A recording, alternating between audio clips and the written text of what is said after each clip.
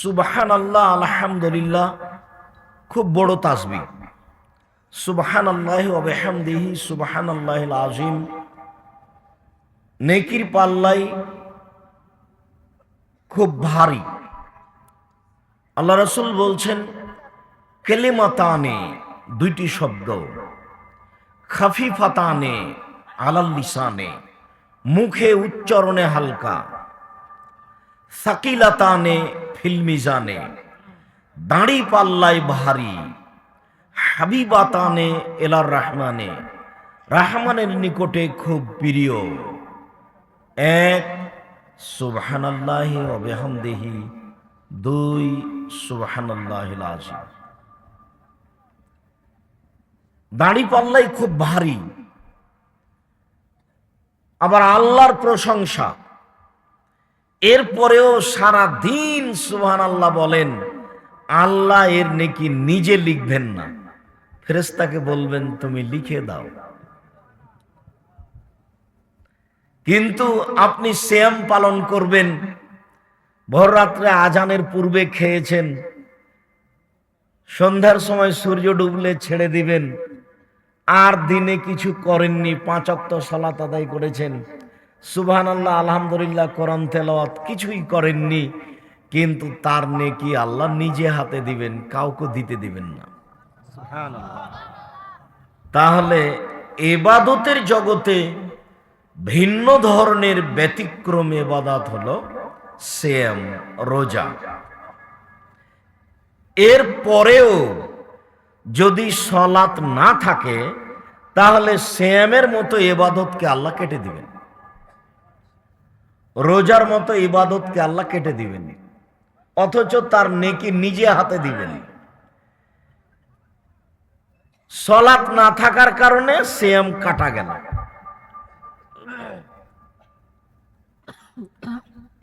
হজ একটা বড় ইবাদত।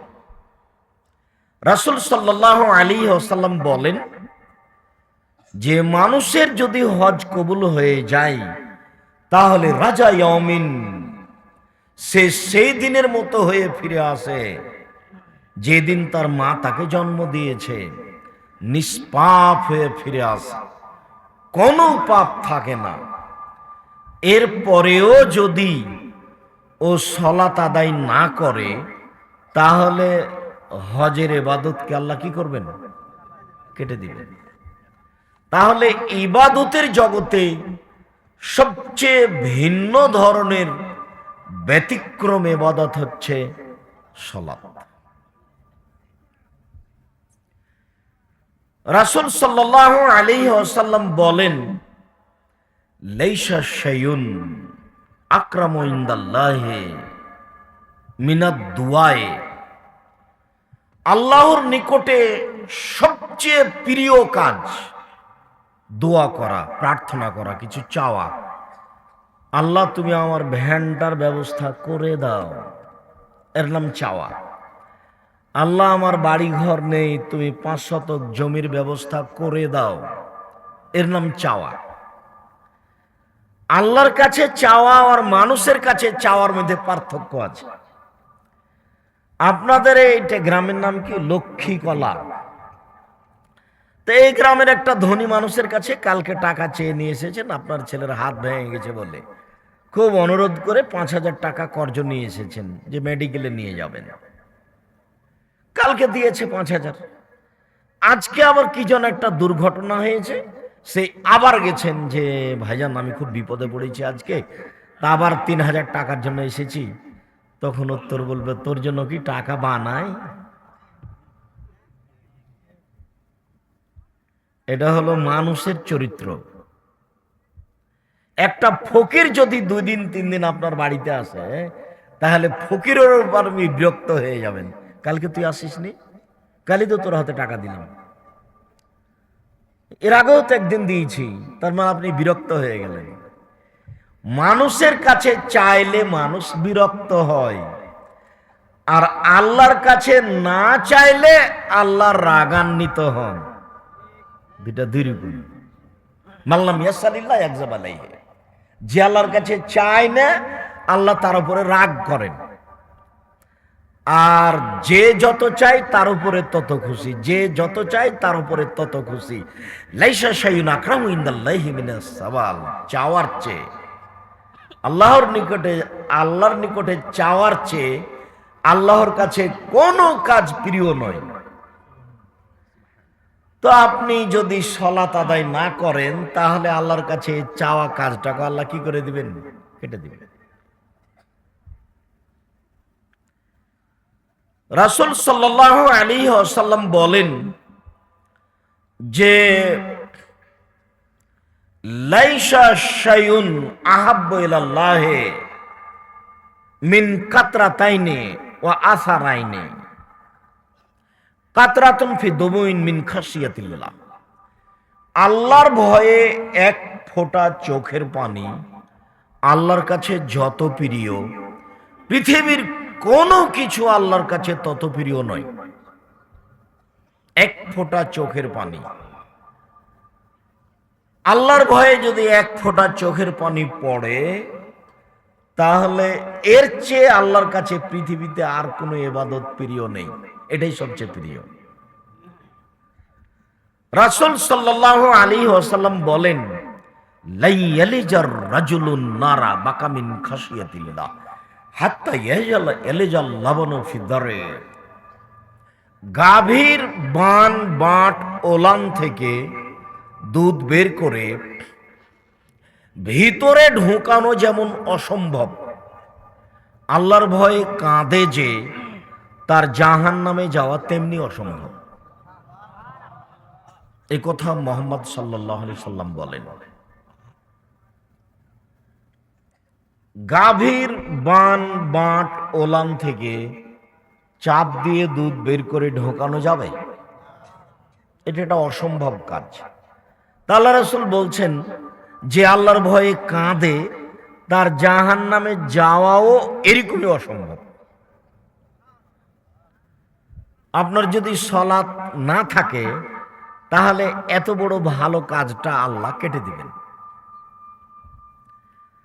ইবাদতের জগতে সবচেয়ে দামি, শক্তিশালী, পাওয়ারফুল, ক্ষমতাধর ইবাদত হলো দান। ইবাদতের জগতে দানের চেয়ে শক্তিশালী কোনো ইবাদত নেই। বুঝলাম যে সবচেয়ে দামি ইবাদত সিয়াম, রোজা। এরপরেও সিয়াম রোজা শুধু আপনার উপকার করবে, অন্য কারো উপকার করতে পারবে না।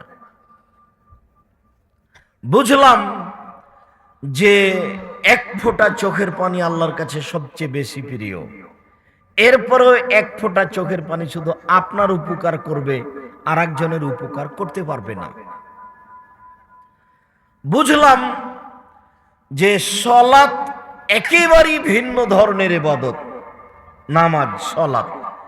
এরপরেও সালাত শুধু আপনার উপকার করতে পারে, অন্য কারো করতে পারে না। কিন্তু দান এমন শক্তিশালী ইবাদত যে আপনার থেকে আরো অন্যের উপরেও ক্ষমতা প্রয়োগ করতে পারে। দান করলেন আপনি আপনার বাপের নামে, আপনিও নেকি পেলেন, আপনার বাপের কবরের শাস্তি বন্ধ হয়ে গেল। এই কথা আল্লাহ রাসূল বলছেন, ইন্না সাদকাতা তুতফিউ হাররাল কুবুরে, নিশ্চয় দান কবরের শাস্তিকে বন্ধ করে দেয়। রাসূল সাল্লাল্লাহু আলাইহি ওয়াসাল্লাম বলেন, ইন্না সাদকাতা সিররে তুতফিউ গাযাবার রাব্বে, নিশ্চয় গোপন দান আল্লাহর রাগ, ক্রোধকে মিটিয়ে দেয়। ও লোক সালাত আদায় করেনি, ও পাপ করেছে, কিন্তু যখন ও দান করে তখন আল্লাহর রাগটা মিটে যায়, কমে যায়, থাকে না। এটার নাম দান। দান খুব শক্তিশালী ইবাদত, যার কারণে কোরআন মাজিদে যেখানে যেখানে আল্লাহ আপনার রুজির কথা বলেছেন, যে শোনো আমি তোমাকে রুজি দিই জমি চাষের মাধ্যমে, আমি তোমাকে রুজি দিই ব্যবসার মাধ্যমে, আমি তোমাকে রুজি দিই চাকরি মাস্টারির মাধ্যমে, আমি তোমাকে রুজি দিই গরু ছাগল মুরগি লালন পালনের মাধ্যমে। যত মাধ্যমে তুমি রুজি উপার্জন করো সবই আমি দিয়েছি। অতএব তুমি যে রুজি উপার্জন করো সেখান থেকে কিছু আল্লাহর রাস্তায় দান করে দাও, ফকির মিসকিনকে দাও। এটা জাকাত নয়, এটা জাকাত তো ভিন্ন। জাকাত তো আপনাকে পিটিয়ে আদায় করে নেবে না পারলে, না দিলে। ওটা যদি ইসলামের ক্ষমতা থাকে তাহলে আপনার বাড়ি আসবে, আপনার হাতে রশি দিয়ে খুঁটির সাথে বেঁধে পিটাবে আর বলবে যে জাকাত দে, দেরি করছিস কেন। ওটার ক্ষমতা নাই, সেই জন্য আপনাকে কিছু বলে না। জাকাত তো আপনি দিতে বাধ্য, এখানে জাকাতের কথা নেই। দান, স্বাভাবিক দান। ফকির মিসকিনকে ওভাবে মাফ করো এ কথা বলেন কেন? আজ থেকে বলে দিবেন, এই ছেলে এই তোমাকে বলছি, আজ থেকে তোমার মাকে বলে দিও। মুরব্বী আপনাকে বলছি, আপনার স্ত্রীকে বলে দিবেন আজ থেকে, আজকের পর থেকে ব্যতিক্রম হয় না যেন। বাড়ি থেকে বের হলে শেরপুর বাজারে যাবেন, বগুড়া যাবেন, ঢাকা যাবেন, বউকে বলে দিবেন, তুমি তোমার মাকে বলে দিও, আম্মা 50টা 100টা টাকা আমাকে খুচরা দেন তো। 500 টাকার নোট খালি পকেটে থাকে, ফকির যখন আসে তখন খালি বলি মাফ কর মাফ কর। 500 টাকা দেওয়াও যায় না। তো আপনি কিছু টাকা দিয়ে দিবেন খুচরা, আমাকে খালি ফকিরের কাছে ক্ষমা চাইতে হয়। ফকিরের কাছে আমি এত ক্ষমা চাইতে পারবো না আম্মা, আপনি আমাকে 50টা 100টা টাকা খুচরা দিবেন, যতবার আসবে ততবার দেব, যতবার আসবে ততবার দেব। ফকির ফিরে যাবে কেন? এই কথা আপনাকে আমি অনেক দিন থেকে বলছি। আর আপনি ওই 100-150 চাউল রান্না করবেন না, আপনার মা যত চাউল রান্না করতো ততটি রান্না করবেন, হাফ কেজি 1 কেজি। সারা দিন ফকিরে খাবে, ছেলে মেয়ে খাবে, রাতে গরুতে খাবে। এই কোন স্বভাব হলো যে 100-150 চাউল রান্না করেছেন, তারপর মেহমান এসেছে তখন বলছে যে দুপুরের সময়তে তাহলে মেহমানকে খেতে দিলে কি করবা, তাহলে তো আমাদের আর থাকে না, এক কাজ করো চানাচুর বিস্কুট দিয়ে বিদায় করে দাও। এই স্বভাব কেন? বেশি করে রান্না করতে হবে, মেহমানকে খাওয়াতে হবে। আর যুবক, আমি তোমাকে তো বলেছি, তোমার বউ তো বুঝে না, তোমার বউয়ের তো স্বভাব ভালো নয়, তোমার বউ তো মেহমান দেখলে ভয় পায়। তোমার বলা উচিত, তোমার বউকে তুমি বলে দিও, আম্মা আপনি আমার সাথে থাকবেন খাবেন, আব্বা আপনি আমার সাথে থাকবেন খাবেন। আমার যত বোন আছে, বোনের ছেলে মেয়ে যারা আসবে তারা আমার সাথে খাবে থাকবে। আমার বাপের বন্ধু বান্ধব যত আত্মীয় স্বজন আছে, বংশীয় হোক আর আত্মীয়তার সাথে হোক, সব আমার বাড়িতে আসবে থাকবে খাবে, চিন্তা করবেন না, আপনি আমার সাথে থাকেন। তোমার বউয়ের স্বভাব তুমি জানো না, যে তোমার বড় বোনের ছেলে এসেছে কাল, তো তোমার বউ নাক সিটকানি দেয়। আজকে দেখছি তোমার ছোট বোনের ছেলে এসেছে, তো তোমার বউ বলছে যে তোমার বোনের ছেলেরা কি দিন রাত খাওয়াবো, আজকে বড়টা কালকে ছোটটা। তখন নিরুপায় হ্যাঁ পরিস্থিতি দেখে তখন তোমার মা তোমাকে আর তোমার বউকে বলছে, থাক মা তোমরা ভিন্ন হয়ে খাও, আমার নাতি নাতনি অনেক আছে, প্রতিদিন আসবে, তোমরা এত রান্না করে দিতে পারবে না, আমি বৃদ্ধা মানুষ যেভাবে করি সেভাবে আমি নাতি নাতনি খাওয়াবো। তোমাকে তো ভারী লাগছে, কিন্তু তোমার মা তো আর ভারী করতে পারবে না। তোমার বোনের ছেলেকে তোমার মা তো আর ভারী করতে পারবে না, তোমার ভাইয়ের ছেলেকে তোমার মা তো আর ভারী করতে পারবে না, তোমার মা তো আর বলতে পারবে না যা এখন আসছিস কেন, তোকে খেতে দিতে পারবো না। একবারে খোলা বলে দিতে হবে, সবাই তোমার বাড়িতে খাবে। শোনো, আল্লাহ শুধু তোমাকে আর তোমার বউ দুইজনকে রুজি দিচ্ছিল, এবার তোমার মা আসলো 3 জনকে রুজি তোমার হাত দিয়ে দিবে, এবার তোমার বাপ আসলো 4 জনকে তোমার হাত দিয়ে রুজি দিবে, এবার তোমার বোনের ছেলে এসেছে 5 জনকে তোমার হাত দিয়ে রুজি দিবে। তোমার হাতটাকে কিভাবে আল্লাহ বাড়াচ্ছে দেখো। যত মানুষ বেশি হবে তত তোমার বাড়িতে বরকত হবে। তুমি এক হাতে দেখবা যে 10 জন 20 জন মানুষকে খাওয়াচ্ছ।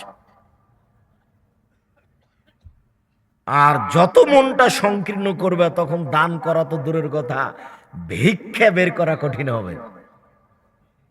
ভিক্ষা বের করতে ভারী লাগবে। গ্রামের মক্তবের ওই লোকটা যদি এসে 1 পো 250 চাউল চায়, 250, তাহলে তোমার বইয়ের মাথা খারাপ হয়ে যাবে। ইবাদতের জগতে সবচেয়ে দামি, শক্তিশালী, ব্যতিক্রম, ভিন্ন ধরনের পাওয়ারফুল ইবাদত হলো দান। কোন ইবাদতের কাছে টিকতে পারে না। নীতিগতভাবে দান করতে শিখবেন, নীতিগতভাবে ফকির মিসকিনকে দিতে শিখবেন, কৃপণতা কেটে যাবে। আর কৃপণ লোক জান্নাতে যায় না।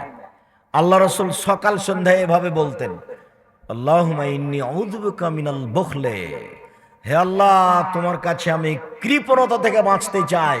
তাহলে কৃপণতা কি জিনিস, যার থেকে নবী দিন রাত বাঁচতে চাইতেন? আল্লাহ তুমি আমাকে কৃপণতা থেকে বাঁচাও, আল্লাহ তুমি আমাকে কৃপণতা থেকে বাঁচাও। আবার রাসূল সাল্লাল্লাহু আলাইহি সাল্লাম বলছেন, সালাসাতুন মুহলিকাতুন সালাসাতুন মুনজিয়াতুন, 3 ধরনের কর্মে মানুষ ধ্বংস হবেই।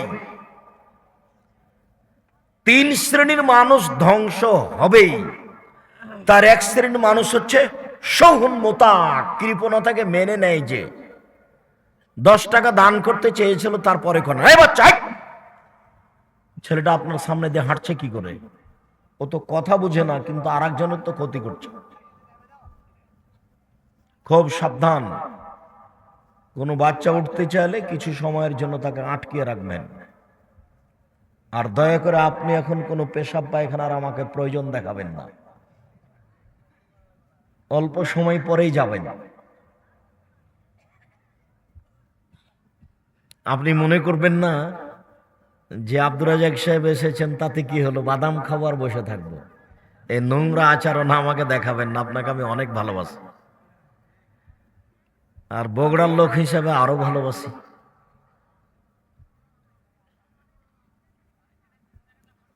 দিনরাতি বলে আসছি যে এখন তো 90 মানে 91 হয়ে গেল, মানে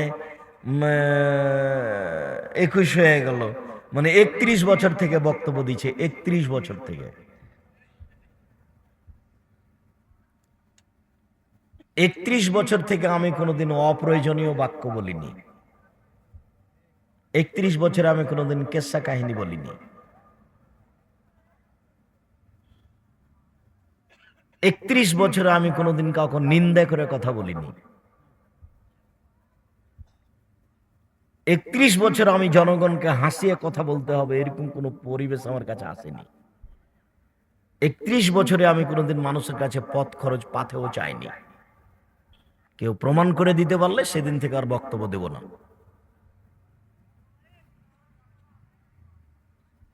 কাজেই যদিও আশা এখন কঠিন, আপনার ভালোবাসা অনেক, তবু আমি সময় করতে পারি না।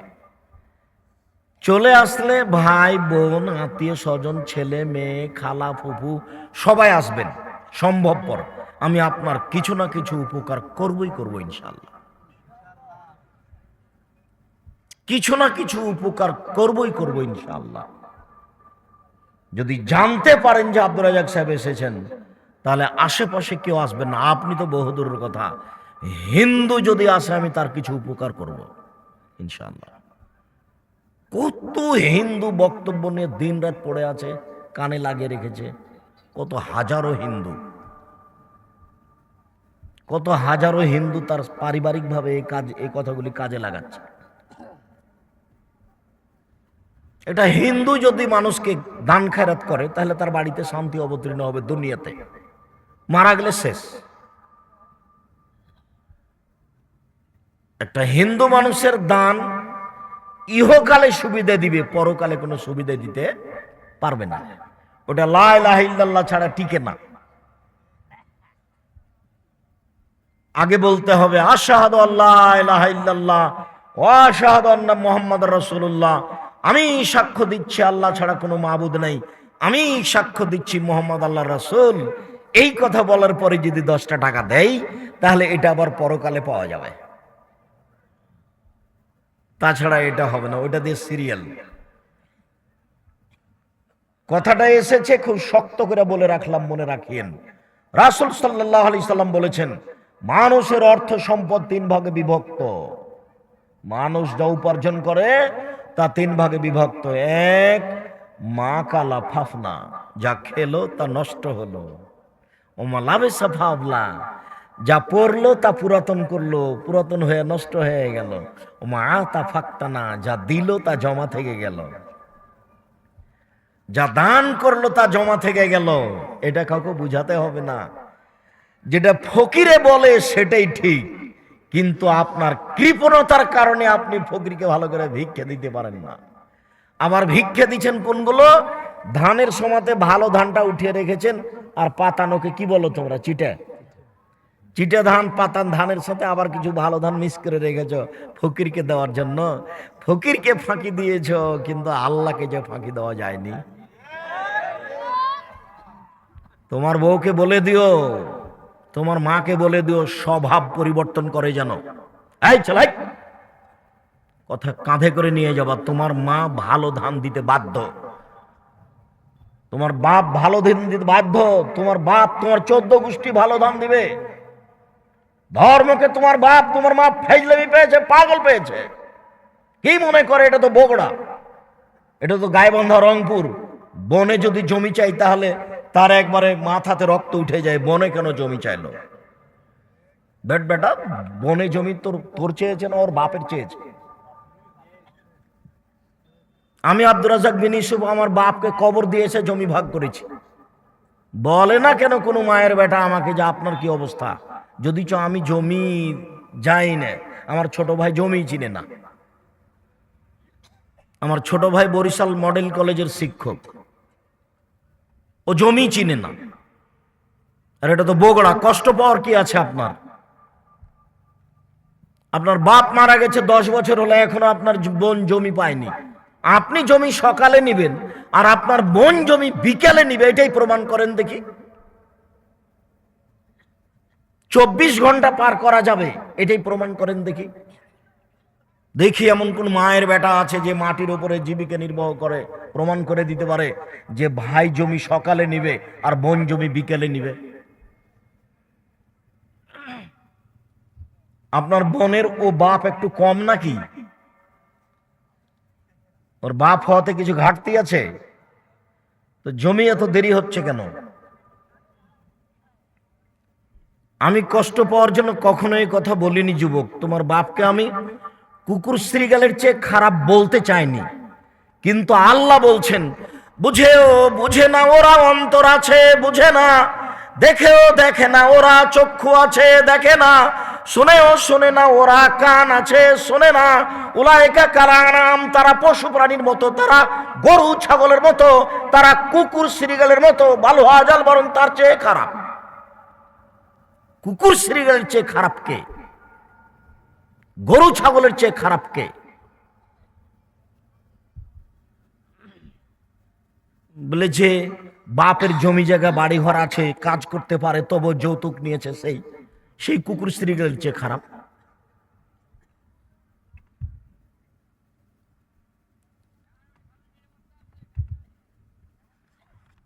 যৌতুক নেবেন কেন?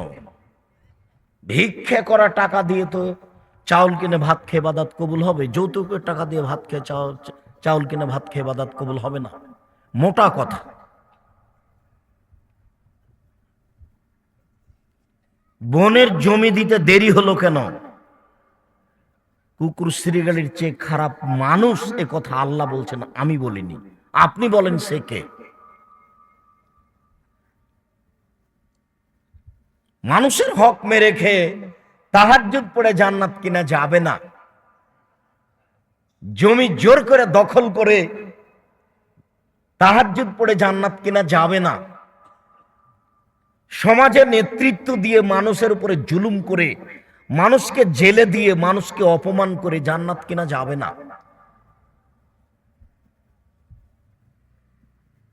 মৌলভী হিসাবে এভাবে জান্নাত কিনা যায় না। বলছিলাম সম্মানিত দিনী ভাই বোন, সবচেয়ে শক্তিশালী পাওয়ারফুল ইবাদত হলো দান।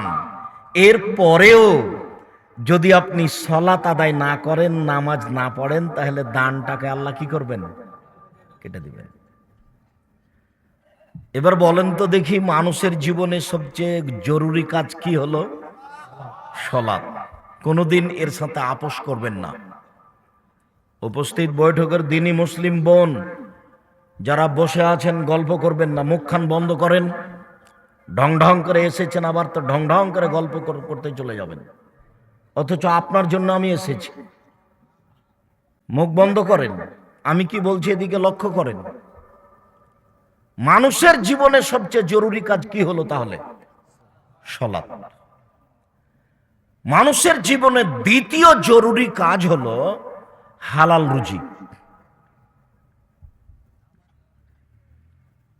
যদিও এখানে একটা কথা আছে যে হালাল রুজি যদি না হয় তাহলে নামাজও বাতিল। নামাজও বাতিল মানে হালাল রুজি যদি না হয় তাহলে সালাত কবুল হবে না। হারাম খাদ্য খেয়ে, সুদের টাকা দিয়ে চাউল কিনে ভাত খেয়ে সালাত কবুল হবে না। ঘোষের টাকা দিয়ে চাউলের ভাত খেয়ে সালাত কবুল হবে না। জমির ধানের ওসর না বের করে সেই ধানের চাউলের ভাত খেয়ে সালাত কবুল হবে না। এদেশের কোনো এনজিওতে চাকরি করে সেই টাকা দিয়ে চাউল কিনে ভাত খেয়ে ইবাদত কবুল হবে না। এদেশের কোনো ব্যাংকে চাকরি করে সেই চাকরি দিয়ে টাকা দিয়ে ভাত খেয়ে ইবাদত কবুল হবে না।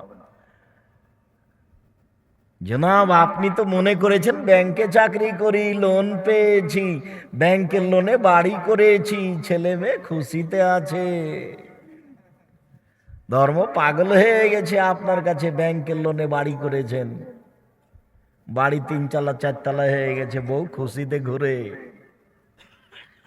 ছেলে মেয়ে খুশিতে ঘুরে, 3 তলা বিল্ডিং এ থাকে। এই ধর্মের নাম ইসলাম, মানে যে তার নাম মুসলিম। এদের বিচার হবে বিচারের মাঠে। বিচারে পাপ নাকি ওজন হবে, কারো ছাড় নেই। এই ধর্মের নাম ইসলাম। যারা মানে তারা মুসলিম। এদের বিচার হবে বিচারের মাঠে, খুব কঠিন। কবর যত কঠিন, কিয়ামত তার চেয়ে অনেক বেশি কঠিন। কিয়ামতের মাঠ যত কঠিন, জাহান্নাম তার চেয়ে অনেক অনেক অনেক বেশি কঠিন। রাসূল সাল্লাল্লাহু আলাইহি সাল্লাম বলেন, লা ইয়াদখুলুল জান্নাতা বাখিল, কৃপণ জান্নাতে যাবে না। দান করতে শিখেন। ইবাদতের জগতে ভিন্ন ধরনের ব্যতিক্রম ইবাদত হলো দান। এর পরেও যদি সালাত না থাকে তাহলে দান কাটা যাবে। মানুষের জীবনে দ্বিতীয় জরুরি কাজ হচ্ছে হালাল রুজি। হালাল রুজি না থাকলে সবই যাবে। মানুষের জীবনে তৃতীয় জরুরি কাজ হচ্ছে কোরআন তেলাওয়াত করা। 24 ঘন্টায় একবার না একবার কোরআন তেলাওয়াত করতেই হবে। যদি বেশি না পারেন, নিচে নামতে নামতে নামতে নামতে সূরা ইখলাস। সূরা ইখলাস বুঝেন কি? কুল হুয়াল্লাহু আহাদ। এবার বুঝতে পারলেন কি? কুল হুয়াল্লাহু আহাদ আল্লাহুস সামাদ লাম ইয়ালিদ ওয়া লাম ইউলাদ ওয়া লাম ইয়াকুল লাহু কুফুয়ান আহাদ। 3 বার পড়লে একবার কোরআন মাজিদ পড়ার সমান নেকি হবে। বিশাল ব্যাপার। খালি নেকি ব্যাগে ভরে নেন, ওর অভাব নাই। নেকি একবারে লুটে নেন। যখন একটু থামবেন, বাড়িতে বসে একটু কাজ টাজ করার পরে বসেছেন একটু, আউযু বিল্লাহি মিনাশ শাইতানির রাজিম, বিসমিল্লাহির রহমানির রহিম, কুল হুয়াল্লাহু আহাদ আল্লাহুস সামাদ লাম ইয়ালিদ ওয়া লাম ইউলাদ ওয়া লাম ইয়াকুল লাহু কুফুয়ান আহাদ, বিসমিল্লাহির রহমানির রহিম, কুল হুয়াল্লাহু আহাদ আল্লাহুস সামাদ লাম ইয়ালিদ ওয়া লাম ইউলাদ ওয়া লাম ইয়াকুল লাহু কুফুয়ান আহাদ, বিসমিল্লাহির রহমানির রহিম, কুল হুয়াল্লাহু আহাদ আল্লাহুস সামাদ লাম ইয়ালিদ ওয়া লাম ইউলাদ ওয়া লাম ইয়াকুল লাহু কুফুয়ান আহাদ। এই পুরো কোরআন মাজিদ পড়ার সমান নেকি হয়েছে। পুরো কোরআন আপনাকে 1 বছর লাগবে। এখানে লোক যদি হিসাব করা যায় 1999 জন লোক বের হবে না যে একবার কোরআন মাজিদ পড়ে বছরে। রমজান মাসে আসে তখন ছেঁচড়া ছেঁচড়ি করে কি করে দুবার একবার বেটি ছেলে মহিলা মানুষ এই সেই করে টান মান করে কি যে করে আল্লাহ ভালো জানে। অথচ রাসূল সাল্লাল্লাহু আলাইহি সাল্লাম বলছেন 3 দিনে একবার, অন্যথায় 7 দিনে একবার, 15 দিনে একবার, না হয় মাসে একবার, এর বেশি আল্লাহ নবী বলেননি। আর আমার সময়ই হয় না, খালি ব্যস্ত। আজও বলছে যে আব্দুর রাজ্জাক সাহেব এসে যাইতে তো হতো, কিন্তু একটু কাজ লেগে গেছে, ব্যস্ত। দেখেন আপনি জিজ্ঞাসা করে আশেপাশে ব্যস্ততা, এবার মরলে নাকি ব্যস্ততা কমবে। আল্লাহর রহমতের অভাব নেই। আপনি 3 বার পড়েন, একবার কোরআন মাজিদ পড়ার সমান কি হবে? মানুষের জীবনে সবচেয়ে তৃতীয় জরুরি কাজ কোরআন মাজিদ পড়া। মানুষের জীবনে চতুর্থ জরুরি কাজ হলো দুইজন যেখানে বসে আছে সেখানে না বসা। দুজন বসে আছে, আপনি ওখানে যায়েন না, ওখানে কারো বদনাম হতে পারে। আপনি খালি গিয়ে যদি বলেন হ্যাঁ ঠিকই বলেছে, আসলেই খারাপ, এখন আর তাহাজ্জুদ মাহাজ্জুদ যা আছে একটাও টিকবে না, সব নিয়ে জাহান্নাম চলে যেতে হবে। আরেকজনের মানে এই হক নষ্ট হয়ে গেছে, ওর মান সম্মানের হানি হয়েছে। যারা ফেসবুক চালাচ্ছে, মানুষের বদনাম নেটে দিয়ে দিচ্ছে, একটু সুবিধা অসুবিধা বুঝতে পারে না। ও যে কত বড় শয়তান, ও যে কত বড় শয়তান, ও ইবলিসের চেয়েও খারাপ। ও মনে করছে যে আর একজনের বদনাম আমি নেটে দিয়েছি, আমি বদনাম করেছি, লোকে তাকে ঠকিয়ে দিয়েছে, লোকে তাকে খারাপ বলে। তুমি ফেসবুকে লিখেছো কেন? এই ছেলে, রাসূল সাল্লাল্লাহু আলাইহি ওয়াসাল্লাম বলেছেন মান সাতারা মুসলিমান সাতারাহুল্লাহু ফিদ দুনিয়া ওয়াল আখিরাহ। কেউ যদি মানুষের দোষ ত্রুটিকে গোপন করে তো আল্লাহ তার ইহকালে এবং পরকালের সব দোষ ঢেকে দিবেন। রাসূল সাল্লাল্লাহু আলাইহি সাল্লাম বলছেন যে আল্লাহ নবী বলেছেন বিচারের মাঠে আপনাকে এইভাবে অন্তরালের তার বাহু দিয়ে আড় করে বলবেন, তুমি দেখো তো এটা কি, তোমার এইসব পাপ তুমি চিনতে পারছো কি? জি হ্যাঁ আমি চিনতে পারছি। এটা কি তোমারই পাপ? জি। এর কাউকে দেখতে দিবেন না, আড় করে। তুমি কি মনে করো যে আমার ফেরেশতারা অন্যায়ভাবে লিখেছে?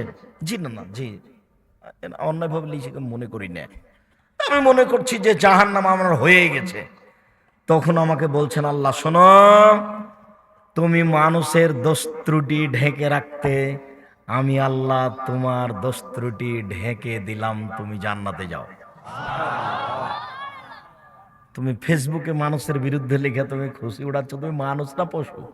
তোমাকে যদি শিক্ষিত বলে তো পশুকে? তোমাকে যদি মানুষ শিক্ষিত বলে তাহলে কুকুর শ্রীগালকে?